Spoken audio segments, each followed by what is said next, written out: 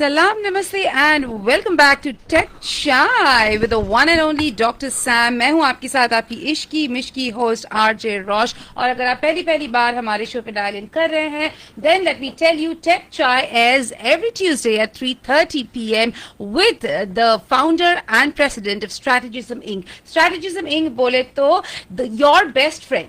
In this world, in these times, in the industry, it is simply your best friend. If you've been unfortunately part of a workforce reduction, या फिर आप early career में हैं, आप ढूंढ रहे हैं a footing in the industry, Strategism simply offers the full package of internship, placements, courses, training, guidance, mentorship, all of it, all under one roof, which is Strategism Inc. इसीलिए मैं बोलती हूँ कि this is your best friend. It's of course led by the one and only Dr. Sam, who has inspired many lives. अगर उनको contact करना है, उनका फोन नंबर है 408-372-7275. If you want to send an email, please do so at training@strategisminc.com. और भी ज्यादा जानकारी उपलब्ध करनी है तो सीधे चले जाइए उनके वेबसाइट पे, which is www.strategisminc.com. लेकिन now is the most special moment of this show, which is when Dr. Sam declares कि हमारे techie of the week कौन है. So Dr. Sam, please do the honors. Yay, Roshni, thanks for having me, and I'm really excited to have all the listeners on the show. And ladies and gentlemen, please welcome one and only Soundarya Balasubramanian. How are you feeling? That calls for a cheers, Dr. Sam. Yay! This is the Tech Chai. Oh my Cheers, God. the Tech Cheers, Chai cheers. with our wonderful friend, one and Soundarya. only I have to Soundarya. say, this is my first time in a radio station, so very overwhelming. नहीं, don't be overwhelmed at all. हमारे listeners एकदम ऐसे आप उनको देख नहीं पा रहे, but they are all with open arms, Yes. welcoming you. But मैं ये जरूर कहना चाहती हूँ कि you can listen to us on air, listeners of course, but आप इस वक्त हमें Facebook Live पे भी देख सकते हैं. Simply go to Facebook, go to the Radio Zindagi page, and you can see the very charming Soundarya. दोनों आज match करके white में आए हैं. Did I Yeah. miss the memo? Yeah, we actually talked about it at detail that what the attire should look like, and I thought you will be doing it, but as we But already know honestly, that of you the will three not of read it. us, You look the best with in red though. You look लेकिन great. मेरे wardrobe में शायद white है ही नहीं. लेकिन speaking of black and white, speaking Yes. of one thing that is not black and white, we know is AI, Uh-huh. and that seems to be consuming us all. Yes. Right at the very moment. So, Dr. Sam, would you like to ease us into the show with something about that? Oh yeah, AI. So last week was the culmination of the great conference in India, AI Summit, where the Prime Minister was actually raising hands, and I was so impressed. On the one hand was Sundar Pichai, and the other hand was Sam Altman, OpenAI, right? And the third hand was Anthropic, Dario. And I was seeing so much energy there. I said, wow, this is like happening. And there was a speaker who was the youngest speaker. Guess how old was he there? A keynote speaker. I know, I actually wrote about it, 8 years old. 8 years old. So, Wow. so you can say India is the same India that I came from, a country of snake charmers and monkeys.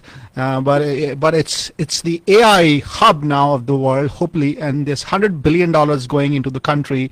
Every company announced. Google announced $20 billion data center in Vizag, and Microsoft announced investments, and then TCS and Anthropic partnership, and a lot of other partnerships were happening. But there's one Indian company, Sargam, or some company which is also building their own digital tools. But more exciting than that today, Rashni, we have something here. Yes. We have the lady who actually is a techie, right?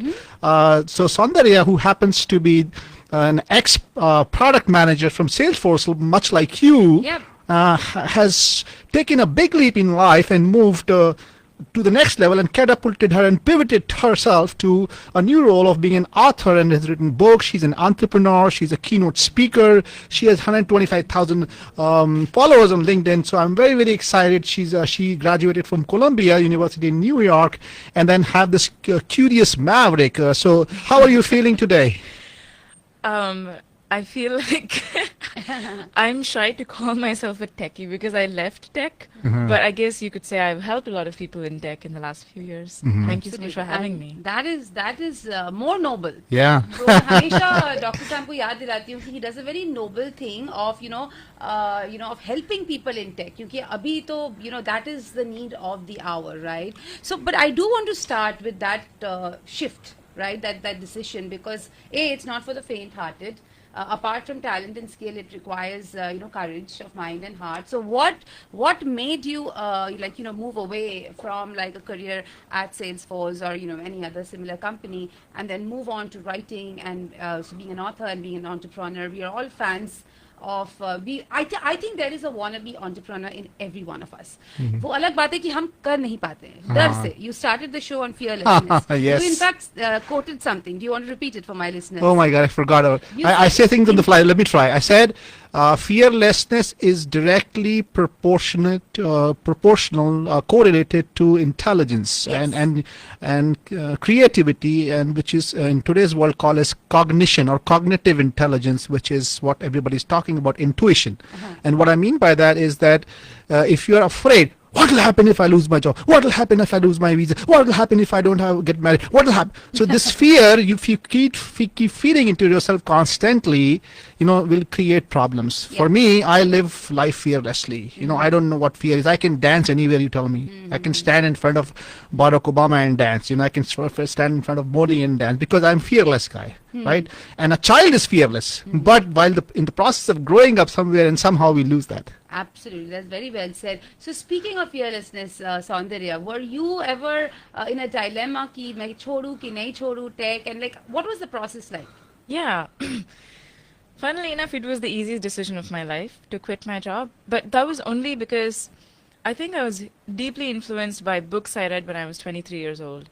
I graduated from Columbia when I was 23 from a master's, and I entered the real world for the first time. And I think the first two thoughts were, first, I had so much time on my hands. You don't realize it's because in grad school, all you're doing is studying. You're spending 16 hours a day just studying and doing homework. Yeah. But after you graduate, your actual job, I was a PM at Salesforce, and it was maybe 8-9 hours a day. So I had all this time. I used that time just by going to the park and reading or going to the library and writing. And the second thing I realized was the high of making money and having the status of I'm a PM at Salesforce, it faded pretty quickly. I think within a few weeks, I knew that the day-to-day work that I'm doing doesn't make me as joyful as I wanted it to. And I felt more meaning from the time I spent in the parks and libraries in the evenings after work, when I would be my own teacher and I would read books and I would research and I would write articles. So it's definitely a very idealistic vision. And I should say, I didn't quit Salesforce right away. I stayed for a year to pay back my education loan, which I did by the end of the first year, thankfully. The second year is when I self-published my first book. Okay. It was called Admitted. It began as an accidental project that became a book eventually. But that made me realize the meaning I get from working on my own books, and anything I start 0 to 1 is just exponentially higher than what I'm getting at my job. So something is off, clearly. And then I eventually quit I would say after 2.5 years, I quit my job. And I do want to emphasize that I definitely don't think quitting is for everyone. It's been a very difficult journey in the last 4 years. I still don't regret the choice for a single second, but I think the only difference is you still wake up with problems. It's just different kind of problems when you're an author or entrepreneur or on your own.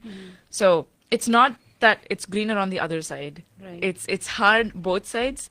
I just think I personally realized I want a life of freedom and adventure more than a life of stability and comfort for now, because I don't have a family to take care of, thankfully, as of yet.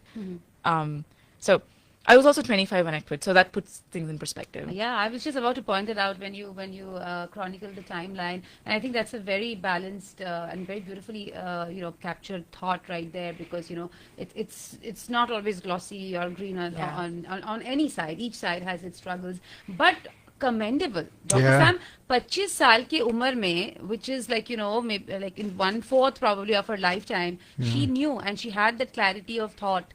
कि मुझे यही करना है, because this adds meaning to my life. How many of us even think like that? Because everybody is blind and running. So kudos to, I guess, your role models or whoever, people who brought you up or you were influenced by, because I think that's very important. और वही नहीं होती हम सबके पास. Forget about life. So you've been a PM. even for products, I feel like we don't have clarity of thought sometimes. People are just blindly kind of running ki, acha, is company ne ye kiya, hame ye release karna hai, ya phir, there's no, like, if you ask the why questions, Yeah. kyun kar rahe ho, we wouldn't get, answers, even for like features and services and products Bhir in your chal. own life. In India, there was a word called bhir chal, what is called as a herd mentality. Herd mentality. Oh. Yeah. And what that means is that everybody is following everybody, right? Yeah. And everybody is just asking the other person, what are you doing? Yeah. And then learning from that. I But mean- like you described, right? When I came out of the corporate world and sat in the library and worked with myself, and you kind of, started building yourself from scratch, is when you explored and discovered there's a woman in you which wants to, be let out, free in the world and fly in the sky, high Yeah. and fathom its own existence. Yeah, I definitely think we need more stories like these. But tell me one thing, Soundarya, thoda sa, this is of course till now we've had the dreamy picture, which is, that the fact that you had, you wanted meaning in your life, you're kind of fielding different kind of struggles, but you still don't regret the decision at all, because this is where you found your calling, and you also said you, you're fortunate enough that you don't have ज़्यादा मजबूरियाँ in life कि मुझे ये family support करिए and all that. But one thing which is true of all immigrants is the whole visa situation, because that also sometimes becomes a handicap. Did you have to deal with that? The finance I understand. Yes, But I what did. about- yeah. In fact, my second book was on the US immigration system I see. because it was so complex for me to even understand how things work that I spent a year just reading about it, researching, talking to people, that eventually I decided to write a book about it, even though I definitely was not planning to get into the field of immigration. When I, back in 2021, my goal was to do something in the future of learning and future of education, which has been very close to my heart, and probably something I would probably do this year, I think, 5 years later. But yeah, it was a big, big problem to figure out how do you become a solo founder in this country. And so back when I quit my corporate job, I joined a startup part-time on an H-1B, and I was just working there part-time while figuring out what is the next thing I want to do. So I tried working on one book around work-life balance for 5 months, but after 5 months of research, it didn't go anywhere. So I left it. Then accidentally again, I put a post about this book called Unshackled, which is a book that demystifies this very complex immigration system in a very friendly language for people. I also was co-authoring it with a lawyer because I am not a lawyer. Even if I read hundreds of books, I will never have the same authority as a lawyer. So that post went viral back then. And we just saw so many people email and comment and message saying how they have also felt held back because of this system. Right. A lot of Indian nationals, Right. understandably so. And I think that gave like a product market fit for me, or a book market fit, whatever you call it. There was, I think Shreyas Doshi or someone said this, that product market fit is like gravity. You get pulled towards it when you feel it. You have no choice but to just accept it and give into it. That's how it felt like. I did not want to write Unshackled. I actually was focused on the other book. But because there was so much momentum, we decided, okay, let's try this. And I also ended up raising $100,000 for the book and community through crowdfunding and a grant that I got from Emergent Ventures, which is a prestigious fellowship that you get. And so after raising that 100K, I realized, okay, now I really should go all into this. And I left the country at that point because I wanted to set up a company and work on this full time, which I couldn't do with the other job. So I left the country, went back to India, and I set up a company from India to work on my book and the community, and eventually got an O1 visa through my company as the CEO to work on this. So it's been a long journey for me to figure it out. Yeah. And if you go to my social media, you'll see I've talked a lot about the O1 visa because I really think it's very underused by a lot of people. And एक तो underused ऊपर से, like you said, I think the knowledge is not there, the awareness is not there, because like he said that क्या भीड़ चाल भेड़ चाल. क्योंकि Herd. everybody herd mentality, because everybody is tuned कि you have to come here, you have to finish your masters or your undergrad, whatever, you have to get a job, H1B, OPT, Go to America, get a STEM. job, get a guy, get married, have 2 babies, grow those babies, and retire. Okay, get a 401k, put a $5 million. It That's it. elevated too quickly. Yeah. I'm not even thinking But marriage. that's true though. Like any couple who see, I mean, Ritin talks about it a lot actually. किसी को भी देख लो, it's like, you know, couple, double income, whatever, and then dinks, and then two children, and then yeah. But that is a separate topic. वो उसके लिए एक और full episode we will need, Dr. Sam. But I mean, I lost my chain of thought. I was You going to were ask saying that Yeah. most people follow the herd mentality of they don't Yes. even know about they don't these even other know about the options. O1 Yeah. visa, about the options. So I think that is wonderful, and I really like the fact how you basically, you know, like you said, you know, the book market, right? Like that pulling you in, and you are kind of at that point adapting to the situation, Yeah. to the market, to the needs. So I think that is also a very very key skill.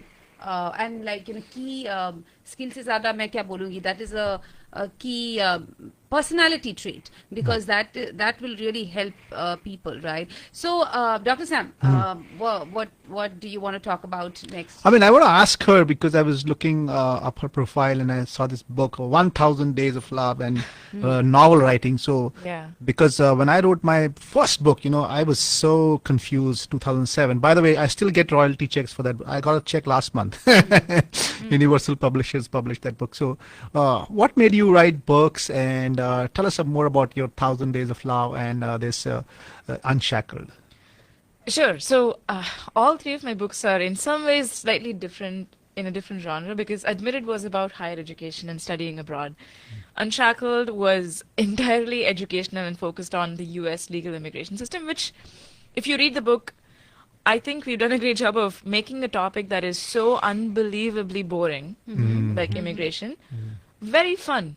I've actually been told by someone that it felt like a thriller novel when they read it, and I'm very proud of that. Do you have a copy for us today? I don't need even to have a read it. copy for myself, but I will send it to you. Shall- But the third book, 1000 Days of Love, it was inspired by someone I met 4.5 years ago named Rajesh Sethi.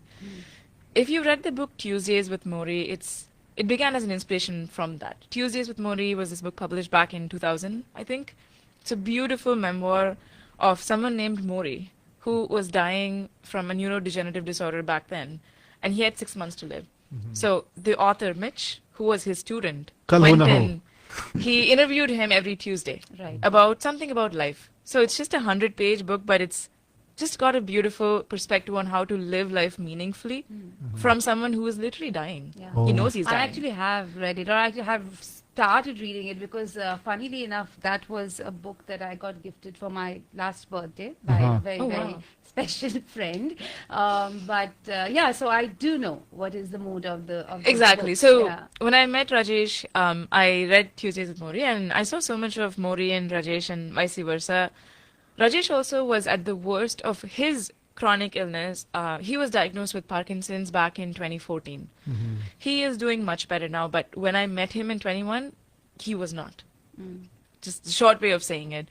So I just felt this sense of, before something happens to him, before something happens to me, if I don't write a book for him, with him, of him, I just think my ghost would come haunt the rest of the world. So I have to finish this book before something happens to either of us. That's how it began. I didn't think of writing a novel, to be honest. It was meant to be a non-fiction memoir of sorts. Along the way, I decided to make it a novel for many reasons, one of which is also I wanted to push myself as a writer. I wanted to challenge my craft. So I thought, I've never written a novel before. Let's see. It's been a year and a half of writing the novel. I'm on draft number 5. It's a 90,000 word book, so it's pretty long too.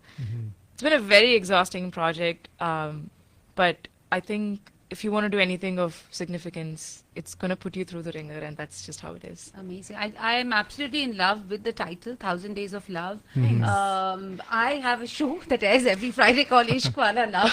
I think you should totally launch a book Yeah, on that's my it. show. That's a great idea. But having said that, we are actually, time is really flying. I mean, Oh, I'm man. really enjoying speaking with you, but, Thanks. we are kind of bound by time. So, there are a lot of people in their early 20s who are, which is kind of the time when you had that shift and that clarity. What would be your advice for them? What should they be learning right now? Or, you can talk about like a technical skill or a personality skill or whatever. Well, since I don't feel qualified to talk about technical skills, let me talk about the non-technical skills. I am an introvert, still am an introvert. Really? Yeah. An introvert having 125,000 LinkedIn followers? नहीं, क्या है कि थोड़ा सा introvert नहीं होंगे ना तो आप लिख नहीं पाएंगे. अच्छा. मुझे हाँ. ऐसा लगता है. तो मैं तो इतना exactly. एक्सट्रोवर्ट हूँ, मेरे 20,000 फॉलोअर इनके, वो 120,000 ये इंट्रोवर्ट, तो उल्टा हो गया.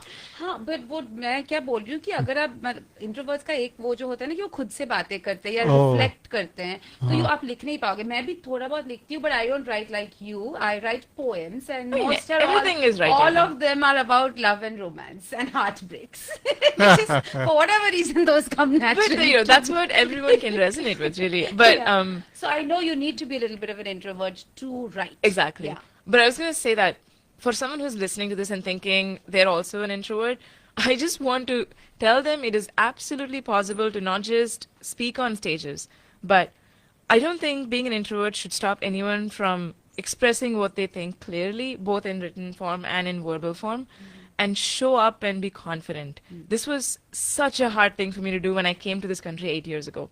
I couldn't even look someone in the eye for more than 5 seconds and talk. And I would flounder in networking events. I would go in, walk in, and I just would be standing at the corner not knowing what to do. So one thing I never stopped doing was I never stopped taking shots. I would send cold emails. I would reach out to people. Taking shot means in a bar you get a I don't drink? drink alcohol. No, I definitely don't mean Trying. That's the one thing I think that's got me to where I am in a very, very small, successful way as a writer / founder is never stop taking shots, because like in the office they say, right? There's a famous quote, you miss 100% of the shots you don't take. It's a funny thing in the office.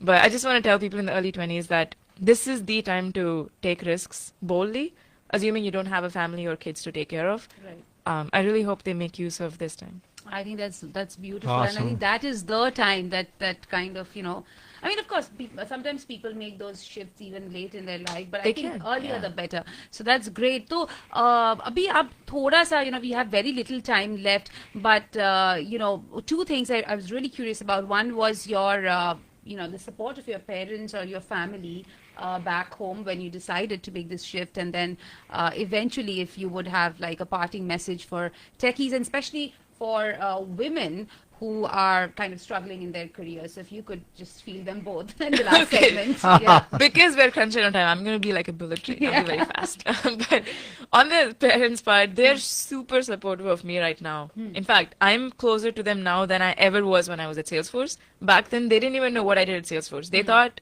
oh, I am some engineer at Salesforce. I was a PM. But it took my dad a little bit of time to get used to it. The one thing, though, trick is, I told them for a year before I quit that I'm going to quit. Okay. So it was in no way news for them So when it came. eased in the Exactly. zor ka jhatka, धीरे धीरे. Don't surprise people with these big news. Yeah. And on the parting message to women, oh boy, That's a big one. That's a Sorry, big I one. put you on Especially spot. the young ones who are struggling right now to make a career, dealing with immigration issues, job loss, layoffs, visas. I know, Rajesh changed my life in the sense that we have talked every day for the last 4 years and 7 months, every single day since we've met almost. And having someone like that who will lift me every time I start to feel like I cannot do this, I'm freaking out, I'm anxious, that's what changed my life. And like Rajesh, I have dozens of other people right now I can lean on. So anything, like any message I tell to young people has to start from find one person who can be your mentor and your guide through these very tough times. Because having one person to call when you freak out actually makes a big difference. Makes a world of difference. So yeah. the problem is a lot of people ask me, how do I find this person? And that's a very long answer that I have to go on for another 10 minutes. So I think that's they can reach out to beautiful. me for that. I think that's beautiful. I think the law of gravitation will apply what you said. Once you will find that person, you will Yeah. be pulled to that person. Gravity will combine Gravity will you. take care of the rest. Like how Yeah. Dr. Sam was pulled towards me when he was in Vancouver. Most of our shows we did like online. But I think that's very beautiful. It almost kind of teared me up a little bit. Oh my But yeah, God. I think having that one person to call when you just need to talk, and that to tell you that things will be okay makes the whole world of difference. And thank you so much for sharing that. It's such a tragedy that we are at the end of time. Yeah. But you must come back, Soundarya, again. Thank We you. clearly have a lot to talk about. But Absolutely. aaj ke liye bas itna hi. Thank you so much for joining us. Thank you so much, Dr. Sam. We will wrap up today. But till then, stay tuned to Radio Zindagi. Jiye ja.